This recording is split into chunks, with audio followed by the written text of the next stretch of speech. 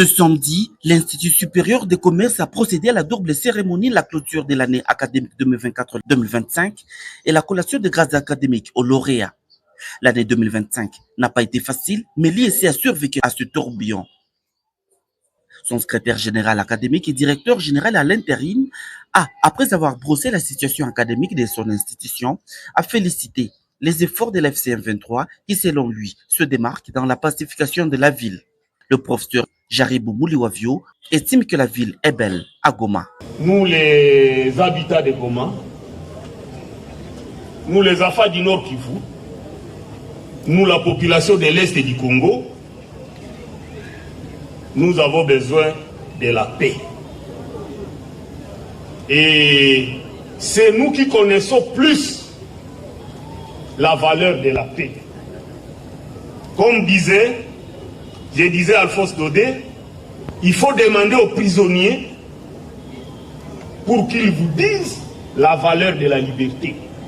C'est-à-dire que c'est à la population qui a vécu longtemps, ça fait plus de 30 ans, dans la violence, qu'il faut demander la valeur de la paix.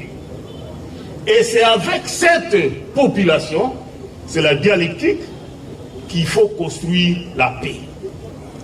Quand vous apprenez, les gens sont à Doha, les gens sont aux États-Unis, les gens ont fait tout cela, négociations, ce n'est pas une affaire des autres, c'est notre affaire. La paix, c'est notre affaire. Je vous ai dit, il faut demander aux malades la valeur de la santé. Il faut demander aux prisonniers la valeur de la liberté. Il faut demander à nous, les Afas d'ici, la valeur de la paix.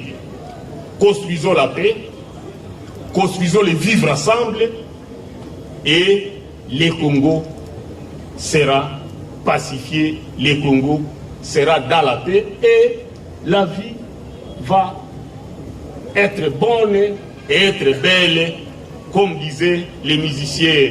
Papa Wemba, c'est Papa Wemba, je crois, qui nous a produit quand nous étions encore petits les films La vie est belle.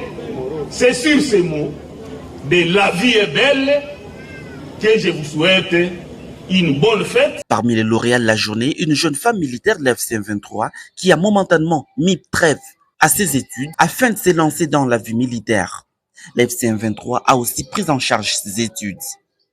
Elle était en train de terminer son premier cycle académique et puis elle est allée dans l'armée de l'AFCM 23, mais après cela ne l'a pas empêché à venir terminer et parachever ses études.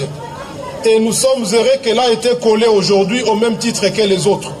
C'est une occasion pour lancer l'appel aux jeunes dames que vous pouvez vous engager aussi comme elle et ça pourrait faire l'honneur et le plaisir de tout le monde. L'IEC prévoit payer à moitié les frais académiques pour les personnes vivant avec handicap physique. Soulignons qu'aucun étudiant n'a abandonné ses études à l'IEC suite à la guerre d'après l'institution. Vous suivez JMTV, merci de vous abonner.